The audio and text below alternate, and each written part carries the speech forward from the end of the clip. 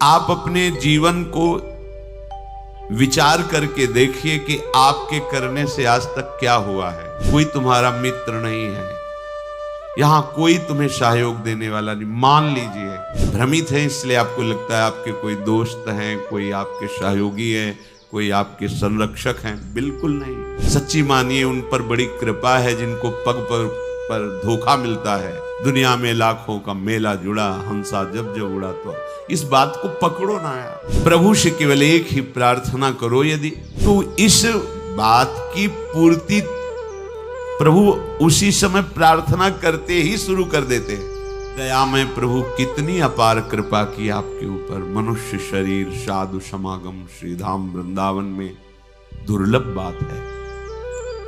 आप अपने जीवन को विचार करके देखिए कि आपके करने से आज तक क्या हुआ है। बिगड़ा ही है, बना नहीं है। ये इसलिए विचार कीजिए कि आप अहंकार रहित होकर प्रभु की कृपा का आश्रय लेकर हृदय से प्रभु के चरणों का सहारा ले लीजिए। बच जाओगे, दुख से बच जाओगे। कोई तुम्हारा मित्र नहीं है, यहां कोई तुम्हें सहयोग देने वाला नहीं। मान लीजिए आप लोग भ्रमित हैं, इसलिए आपको लगता है आपके कोई दोस्त हैं, कोई आपके सहयोगी हैं, कोई आपके संरक्षक हैं। बिल्कुल नहीं। बाहरी सब कुछ हो सकता है, आंतरिक रक्षा करने वाला केवल श्री कृष्ण है, दूसरा नहीं है। सच्ची मानिए उन पर बड़ी कृपा है जिनको पग पर धोखा मिलता है, प्रतिकूलता मिलती है, तो उनको असलियत समझ में आ जाती है। फिर वो सत्य की तरफ मुड़ते हैं, उन्हें साधु समागम मिलता है और वो सत्य में प्रतिष्ठित हो जाते हैं। आज से हमें समझना चाहिए कि भगवत कृपा पात्र हैं। अब हमारी दुर्गति नहीं हो सकती, क्योंकि प्रभु की कृपा किसी निमित्त को लेकर के नहीं हुई है, अहेतुकी कृपा है। तो अब हमारे कल्याण में कोई संशय नहीं। सच्ची मानिए, ये विश्वास करोगे तो हो जाएगा। विश्वास करो, ये जादू की बात है। मेरा कहां कल्याण होगा, मैं तो गृहस्थ हूं, मैं विषयों में फंसा हूं, मैं दुर्गति पक्की है। नहीं नहीं, कुछ भी हो, मेरे में सामर्थ्य तो नहीं, मैं तो अधम हूं, नीच हूं, पर मेरे प्रभु बड़े कृपालु हैं। मेरा निश्चित इस जन्म में कल्याण हो जाएगा, पक्का हो जाएगा। आप विश्वास कीजिए। आप हर समय अपने भाग्य को सराहिए। मैं प्रभु का शरणागत हूं, अहो भाग्य मेरे। प्रभु ने मुझे स्वीकार कर लिया। अगर स्वीकार किया ना होता तो मुझे साधु संग न मिलता। जो प्रभु मोहि अनुग्रह कीन्हा, तो तुम आई दर्श हट दीन्हा। देखो, प्रभु ने मेरे पर कृपा की ना, तो हे महाभागवत हनुमान जी, आप अपनी तरफ से आकर मुझे दर्शन दिए ना। अब मोहि भाव भरोसा हनुमंता, बिनु हरि कृपा मिले नहीं संता। आज मुझे भरोसा हो गया कि हरि की हमारे ऊपर कृपा है, क्योंकि कृपा ना होती तो आप मुझे दर्शन न देते। आपके समीप हमें भगवत चर्चा करने का सौभाग्य, सुनने का सौभाग्य न मिलता। हम लोग जैसे भी हैं, अपने प्रियालाल के हैं। झूठी से ही सही तुम मान लो तो ये झूठी बात नहीं होगी, सच्ची है, क्योंकि है हम। संसार में तुम सत्य मान रहे हो, पर सब झूठा है झूठा। तुम चाहे जितना सत्य मानो, ये मेरा, कोई तेरा नहीं। दुनिया में लाखों का मेला जुड़ा, हंसा जब जब उड़ा। तो इस बात को पकड़ो ना यार। कोई साथी नहीं, कोई साथ नहीं। एक साथी है, केवल श्री हरि नाम, केवल राधा नाम। क्योंकि राधा नाम, हरि नाम ही हरि को प्रकाशित करता है। इसलिए हमारा तो हरि प्रिया से भी प्रिय इनका नाम है। इनसे भी ज्यादा महत्व इनके नाम में हमें देना है, क्योंकि नाम से ही इनका परिचय, नाम से ही हमारा संबंध दृढ़ होता है। झूठी भी हम मान ले कि हम प्रियालाल के हैं, तो झूठा नहीं होगा, वो सत्य, क्योंकि हम हैं उनके। आप झूठ से भी इच्छा करने लगो, इच्छा नहीं भगवत दर्शन की, पर झूठ से भी करने लगो, अब तो कल्याण हो जाए इसी जन्म में, अब तो प्रियालाल मिल जाए इसी जन्म में, वो मिल जाएंगे। झूठा खेल है सांचा होए, क्योंकि ये सांचा खेल है। इसमें नाटक भी करे भक्ति का तो भगवान कृपा करके उसे सच्चा भक्त बना देते हैं। बस आश्रय ले ले भगवान का। झूठा भी रोए, झूठा भी गाए, झूठा भी भाव से लगे, सच्चा भाव नहीं है, पर प्रभु देखते हैं ना कि मेरे में लगना चाहता है, मेरा आश्रय लिए, तो उसे सत्य भाव से युक्त कर देते हैं, उसकी भावना सत्य कर देते हैं। पूज्य श्री राधा बाबा कह रहे हैं, मेरा अनुभव है, संतों के अनुभव को समझना चाहिए। प्रभु से केवल एक ही प्रार्थना करो, यदि कि मुझे आपकी अखंड स्मृति प्राप्त हो, निरंतर भजन, आपसे प्रेम, तो प्रभु इस याचनाओं को कभी नहीं ठुकराते। आप एक प्रार्थना करें, मेरा भजन बन जाए प्रभु, निरंतर आपका भजन बन जाए, आपकी स्मृति में मगन रहूं, आपके चरणों में प्रेम हो जाए, तो इस बात की पूर्ति प्रभु उसी समय प्रार्थना करते ही शुरू कर देते हैं। पर हम अज्ञानी इसलिए जान नहीं पाते। क्या? जब इस बात की पूर्ति में लगेंगे तो जहां जहां हमारी स्मृति, जहां जहां हमारा संबंध है, जहां जहां हमारा राग है, वो मिटाना शुरू करते हैं। तो फिर प्रश्न आ जाते हैं कि जब से भजन शुरू किया तब से विपत्तियां आ गई, लोग हमारे को प्रेम नहीं करते, वो नफरत की दृष्टि से देखते हैं, अमुक अमुक अमुक। ये वही तो हो रहा है जो आपने मांगा है। प्रभु से प्रेम करने के लिए हमें सर्वात्म वृत्ति चाहिए, और हमारी वृत्तियां फैली हैं, तो हमारे राग का वो नाश करके उन वृत्तियों को अपने में लगा रहे हैं, और वो भजन छोड़ देता है, वो सतमार्ग छोड़ देता है। कि जब से शुरू किया तब से घाटा, लोगों का अपमान, परिवार में कोई प्यार नहीं करता, और एक दो अगर पधार गए तो फिर तो और पुष्ट हो गया कि बड़ा अनिष्ट मार्ग है, भगवत मार्ग नहीं चलना। देखो, जब भगवान से तुम प्रेम मांगोगे तो प्रेम तभी होता है जब अनन्यता आती है। तो आप अनन्य बन नहीं पा रहे, तो आपको अनन्य बनाएंगे। वो अन्य का अपहरण करके ही तो अनन्य बना जाता है, और जब अन्य का अपहरण होने लगा तो आप चिल्लाने लगे, ये क्या, ये क्या? तो मांगा क्या था? हे प्रभु, निरंतर भजन हो, आपसे प्रेम हो, वही तो कर रहे हैं। नहीं, ये नहीं चाहिए तो फिर मांगो संसार के भोग सामग्री, फिर ये बात नहीं आएगी, ये बात नहीं आएगी। संसार की भोग जन्म जन्मांतरों में कभी फिर कृपा होगी, तब यही होगी, तब यही कृपा होगी। कोई तुम्हें पूछने वाला नहीं रहेगा। भक्ति के मार्ग में जब चला जाता है तो भगवान सहयोग करके ऐसी स्थिति देते हैं कि कोई प्यार नहीं करता, सच्ची में कोई प्यार नहीं। जब आपके अंदर विवेक होगा और झांक के देखोगे तो उसकी स्वार्थ और वासना झलकती नजर आएगी, जो आपको कह रहा है मैं आपको बहुत प्यार करता हूं। जब जांच करके देखो तो उसका अपना सुख, उसका अपना स्वार्थ नजर आता है, प्यार नजर नहीं आता। प्यार होता है जिससे हम प्यार करते हैं, उसको सदैव सुख प्राप्त हो, कभी स्वप्न में भी दुख प्राप्त ना हो, ऐसा केवल भगवान, दूसरा कोई नहीं। अन्य कामी यदि करे कृष्णेर भजन, कृष्ण तारे देन स्वचरण। कृष्ण कहे आमाय भजे, मांगे विषय सुख, अमृत छाण मांगे विष, यही बड़ मूर्ख। आम विज्ञ यही मूर्ख, विषय सुख केन, दिव तव चरण दिया विषय सुख भुलायु। जो अन्य कामना से हमारे प्रभु का भजन करते हैं, तो प्रभु कृपा करके उसे अपने चरणों में प्रेम देने की चेष्टा करते हैं। भक्तों का संग, नाम, गुण, कीर्तन आदि के द्वारा उसे आगे बढ़ाते हैं। प्रभु कहते हैं जो मेरा भजन कर विषय सुख मांगते हैं बड़े मूर्ख हैं, ये अमृत छाण कर विष मांग रहे हैं, कैसे इनको दूं? ये बड़ी मूर्खता है जो प्रभु का भजन करके संसार के धोखेबाज विषय मांगे, हम पद प्रतिष्ठा मांगे, हम ये अमृत छाण मांगे विष, यही बड़ मूर्ख। ये बड़ी मूर्खता है। अमृत छाण करके हम विषय सुख मांग रहे हैं। देखो, सबसे बड़ा पद इस सृष्टि में आज तक किसी को मिला है तो ध्रुव जी को मिला है। ध्रुव जी अटल पदवी को प्राप्त हुए। तो जब भगवान श्री हरि सामने आए और ध्रुव जी को वरदान दिया अटल पदवी का, तो ध्रुव के आंखों में आंसू आ गए और हृदय में जलन पैदा हो गई। ये मैंने क्या मांगा? ऐसे सौंदर्य माधुर्य निधि प्रभु के चरणों की सेवा ना मांगकर, इनका प्रेम ना मांग करके मैंने अटल पदवी मांगी।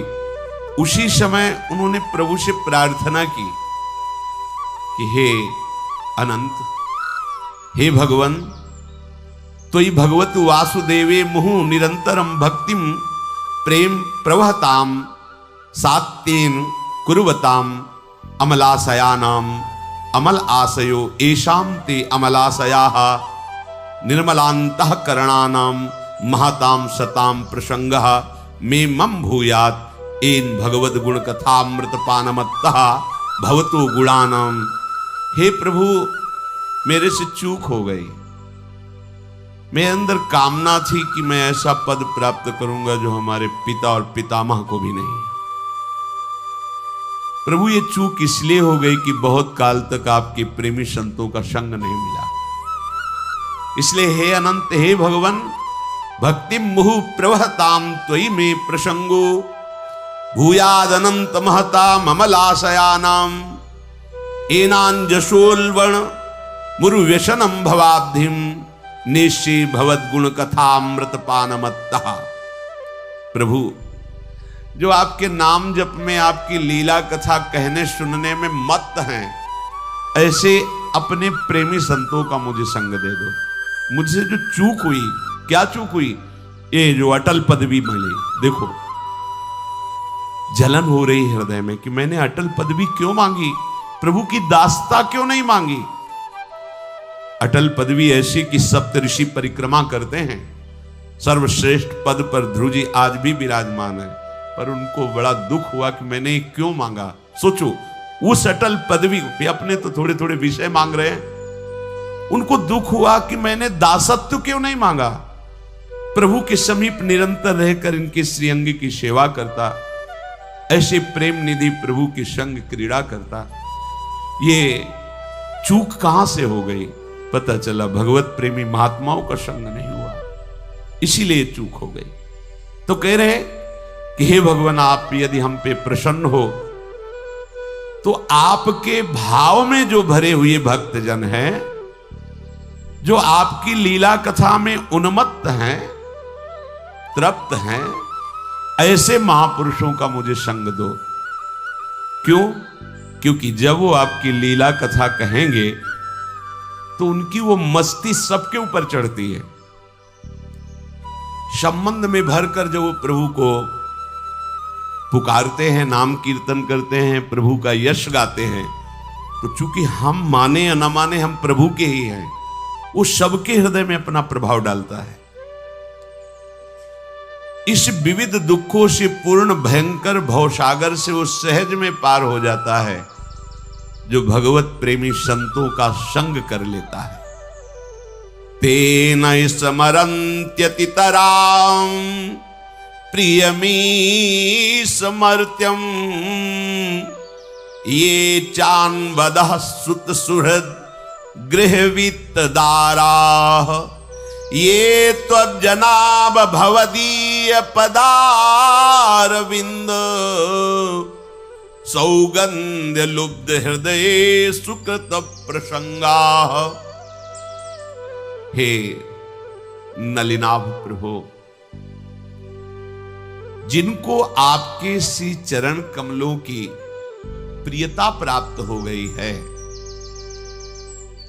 जो आपके श्री चरणों के चिंतन में लगे रहते हैं, ऐसे भक्तों का संग यदि प्राप्त हो जाए तो उसका प्रभाव क्या होता है? बोले वो अतिशय प्रिय अपने शरीर, अपने देह और देह के संबंधी पुत्र मित्र कलत्र घर धन धाम, इन सब से बेपरवाह होकर के आपका भजन करने लगता है। यह है संत संग का चमत्कार। ये भवदीययोः पदारविंदयोः चरण कमलयोः यत् सौगंध्यम सौरभम तत्र लुब्धम आकृष्टम हृदयम मनो। उनकी स्थिति हमारे ऊपर उतरती है। ये चादो देहम अनुश्रुत सुहृद ग्रह वित्त दाराः तानपि न स्मरन्ति। बस हरि कथामृत पीत्वा मत्तः संतो न स्मरन्ति केवलम योग योगादि निष्ठानां देहाभिमानिनानां व्यावृत्ति तु शब्देन दर्शिता। देहाभिमान से युक्त होकर बड़े बड़े योग अनुष्ठान करने से स्थिति प्राप्त नहीं होती।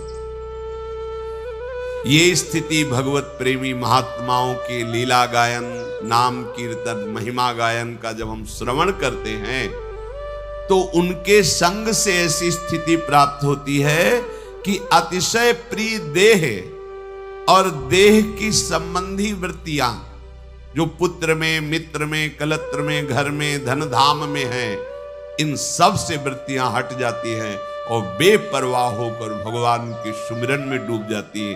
ये संत संग का प्रभाव है।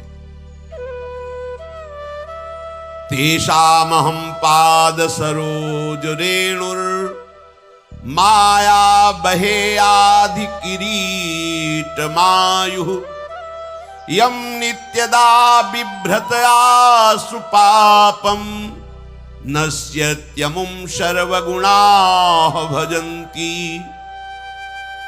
हे संत महापुरुषों, आपकी चरण रज को आयु पर्यंत मैं अपने शीश पर धारण करता रहूं, क्योंकि जिनके माथे पे संत चरण रज विराजमान होती है वो निष्पाप होकर के भगवान का प्रिय बन जाता है। जे गुरु चरण रेणु सिर धरहि तेजन सकल विभव बस करहि। संपूर्ण भागवतिक वैभव उसके हृदय में प्रकाशित हो जाता है जो संत सदगुरुदेव की चरण रज को अपने माथे पे रखता है। जब प्रभु की असीम कृपा होती है तो भगवत प्रेमी महात्माओं का संग मिलता है। संतों का संग मिल जाए तो फिर किसी और तीर्थ के अवगाहन की जरूरत नहीं है, क्योंकि तीर्थापाद प्रभु का निरंतर स्मरण करते हुए उनके ध्यान में जो मगन है, तेषां विचरतां पदभ्याम तीर्थानां पावनेच्छया भीतस्य किन्नरो चेत तावकानां समागमः। ये जो भगवत प्रेमी जन है, ये तीर्थों को भी तीर्थत्व प्रदान करने वाले हैं। तीर्थानामपि पावनेच्छया पदभ्याम विचरतां तेषां तावकानां तौ भक्तानां समागमः संसारात् भीतस्य किं न रोचते कथं न स्वस्मिन् रुचिमुत्पादयेत तस्मात् सत्संगः विना संसारे निस्तारो नास्ति। कह रहे हैं जो तीर्थों को भी निष्पाप करने की सामर्थ्य रखते हैं, जहां वो पृथ्वी पर चरण रखते हैं वहां की रज तीर्थों को भी पावन करने वाली बन जाती है। संसार से भयभीत हुए, दुखी हुए जीव जब इन संतों के समीप पहुंचते हैं तो इनकी चरण रज में, इनकी वाणी में, इनके दर्शन से, स्पर्श से संपूर्ण अशुभ पाप नष्ट हो जाते हैं और वो भयभीत हुआ संसार से पुरुष अभय पद को प्राप्त कर लेता है। तस्मात् सत्संगम बिना संसारे निस्तारो नास्ति।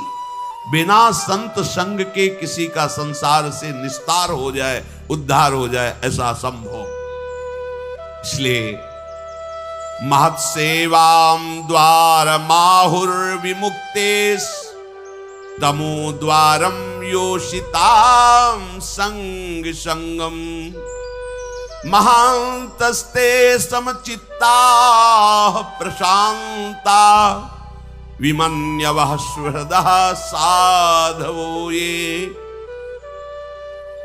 महापुरुष संत की प्राप्ति भगवत कृपा से होती है।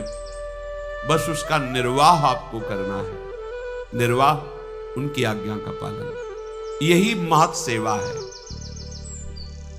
महत् सेवाम द्वार माहुर विमुक्ति। महापुरुषों की सेवा साक्षात मुक्ति पद है, अर्थात आपका निश्चित कल्याण हो गया। सेवा उनकी आज्ञा का पालन, जो महापुरुषों के संतों के संग में उनकी आज्ञा का पालन करते हैं वो मुक्त हैं, जीवन मुक्त हैं, इसी समय मुक्त हैं, यह अनुभव हो जाएगा।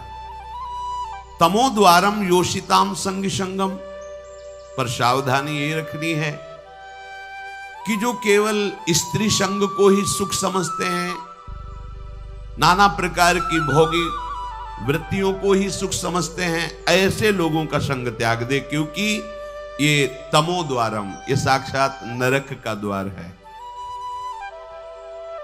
किसी एक माता बहन ने प्रश्न किया था कि शास्त्रों में स्त्री को नरक का द्वार कहा गया है, तो ऐसा क्यों कहा गया है? तो उसकी शास्त्रों की जो बात है उसको समझने के लिए हृदय की धरा चाहिए, भूमिका चाहिए, तो उस भाव को समझना है। जो स्त्री शरीर को भोग दृष्टि से देखता है उसके लिए कहा गया तुम साक्षात नरक के द्वार में खड़े हो, क्योंकि तुम अपराध कर रहे हो। स्त्री नरक का द्वार नहीं, स्त्री को तुमने भोग दृष्टि से देखा, ये नरक का द्वार हुआ, क्योंकि भगवान ने भी नरक के द्वार का वर्णन किया, कामा क्रोधा तथा लोभा। भगवान कह रहे काम क्रोध लोभ ये नरक के द्वार हैं। अर्थात तुमने काम दृष्टि से किसी भी माता बहन की तरफ जो भाव किया वो तुम्हें नरक ले जाएगा। उस वक्त शास्त्रों में जो शब्द लिखा हुआ उसको समझने के लिए हृदय की भूमिका चाहिए, पवित्रता चाहिए। आप लौकिक दृष्टि से नहीं समझ पाएंगे। जैसे यहां वर्णन है तमो द्वारम योषिताम संग संगम, जो केवल स्त्री भोग को ही सुख समझते हैं, जो नाना प्रकार की इंद्रियों के दुलार में लगे हुए हैं, ये नारकी पुरुष हैं। ऐसे पुरुषों का संग त्याग करके संत संग करें। संत संग कर रहे हैं और ये भी कर रहे हैं, लाभ नहीं मिलेगा, लाभ नहीं मिलेगा। हो सकता है संत संग का कम असर और कुसंग का बहुत ज्यादा असर हो जाए, क्योंकि हम देखते हैं 5 वर्ष सत्संग सुना और 5 मिनट कुसंग हो गया तो सारे सत्संग पे कुसंग पानी फेर देता है। ऐसा क्यों हुआ? इतना कमजोर सत्संग है? बोले नहीं, अभी तुम्हें 5 मिनट दिखाई दे रहा है कुसंग, लेकिन वो 50 अनंतों वर्षों से कुसंग में ही रहा है।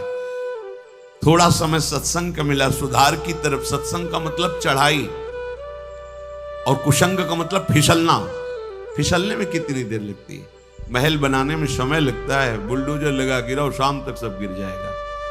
5 वर्ष की सत्संग की चढ़ाई 5 मिनट में उतार के फेंक दिया कुसंग ने, क्योंकि फिसलन, सर से नीचे आ गए। ऊपर चढ़ने में प्रयास है, नीचे आने में प्रयास नहीं होता। पानी कहीं भी डालो नीचे जाता है। ऐसे हमारी वृत्तियां अधोगामी हैं, प्रकृति की तरफ आकर्षित होती है। इसीलिए कुसंग का त्याग करके संत संग करे, बहुत जल्दी लाभ होता है, पर प्राय ऐसा नहीं हो पाता। इसीलिए सत्संग का सही रंग नहीं जम पाता। कैसे संत होते हैं? जिनके संग से जीवन मुक्तता का वर्तमान में भी अनुभव हो जाए। बोले महांतस्ते समचित्ता प्रशांता विमन्यवः सुहृदा साधो। ये वो महापुरुष जन, ये समचित्ता समदर्शिनः प्रशांता शुद्ध चित्ता विमन्यवः विगत क्रोधा सुहृदा सर्वेषां हितकांक्षिणः साधवा सदाचारा ते महांतो गेया। वो महापुरुष होते हैं जिनमें सब में भगवत दर्शन की भावना, सब में समदर्शिना वही होते हैं जो सब में अपने प्रभु को देखते हैं। वही परम संत है जो सब में अपने प्रभु को देखते हैं। विद्या विनय संपन्ने ब्राह्मणे गविहस्तनी स्वनीचय सुपाके चा पंडिता समदर्शिना, जो सब जगह अपने, वही है। ये तो बाद में पता चलता है ना कि छलिया कैसे छल रहे थे तुम आ करके, अब समझ में आया। ये पर्दे लगाकर वही है, दूसरा नहीं। ये तो गुरु कृपा से बाद में जब अंतःकरण त्रिगुणात्मिका माया के प्रभाव से मुक्त हो जाता है, तब ये दिखाया वो इतना बड़ा नाटक कर रहा था सब रूपों में, वही है समदर्शिनः प्रशांताः। चाहे जैसी परिस्थिति आ जाए पर वो अशांत नहीं होते, वो शांत रहते हैं। ऐसे प्रशांत, चाहे आप उनको अपमानित करें, निंदा करें, तिरस्कार करें या उनके पास जो है सब छिन जाए तो भी कोई फर्क नहीं पड़ेगा, क्योंकि सब प्राकृतिक पहले ही उसका राग नष्ट हो चुका है, इसलिए उनकी अशांति नहीं होगी। आपको बोध हो चुका है इसकी परीक्षा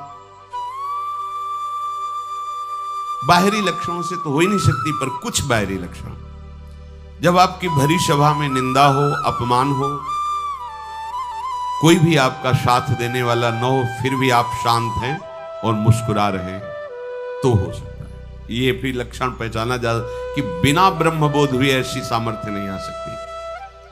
पूज्यपाद सिवड़िया बाबा जी महाराज, गंगा किनारे एक बहुत बड़ा संत समागम हुआ था, जहां बड़े बड़े महापुरुष भी आए थे।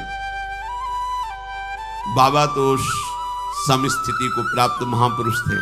समस्थिति का प्रवचन करना और समस्थिति में होना बड़ा अंतर है।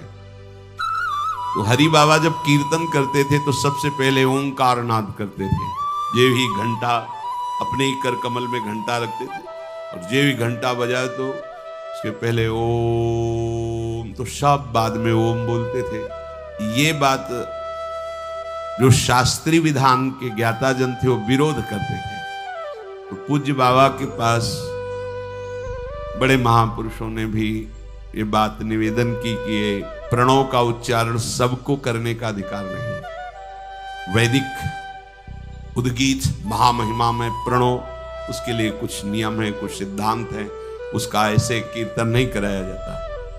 तो बाबा ने कहा हरि बाबा और हरि में कोई भेद नहीं इस समय जो मैं देख पा रहा हूं, इसलिए जो भी बोलेंगे सब शास्त्र सिद्धांत होगा, इनको हम मना नहीं कर सकते। कोई साधारण संत नहीं, ये भगवत प्राप्त संत हैं। वहां संतों में सब आए हुए थे तो बाबा की सीधे निंदा शुरू की। ये ऐसा सन्यासी होकर भी कीर्तन में जाते हैं, कीर्तन में रास में बैठते हैं, प्रणव उच्चारण होता है उसका निषेध नहीं करते हैं। अब जो मन में आया सो बोल, माइक हाथ में हो फिर बोलने का अवसर हो, फिर क्या कहना है। और विद्वान हो तो शास्त्र के सूत्र ले ले करके।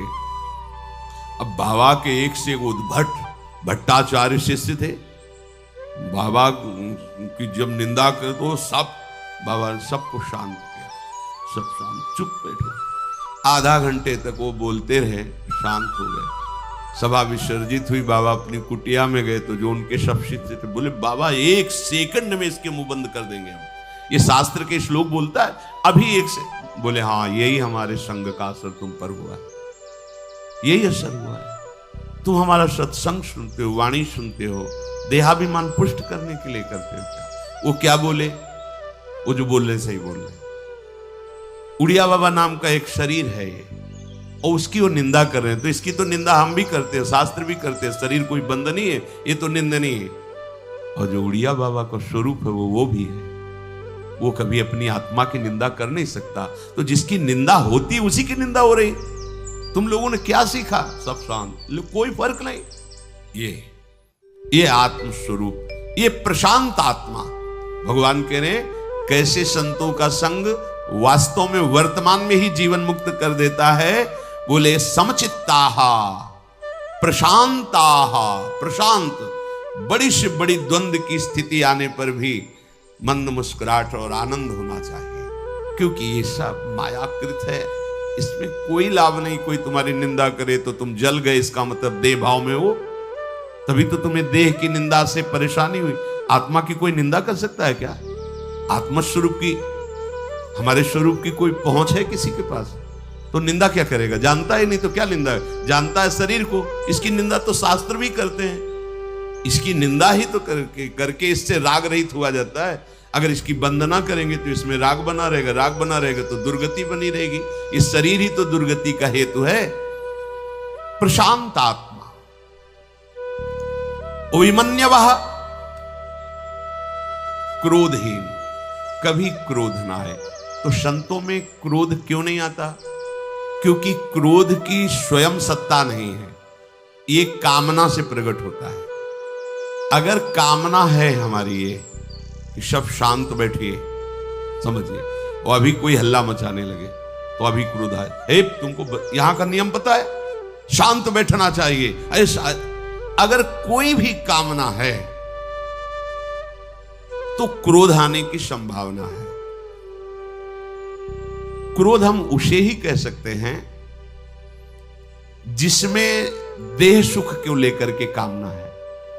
अगर भागवतिक कामना है उसमें जो आता है वो अपने भजन की बचाव पक्ष या पुष्टता के लिए करता है।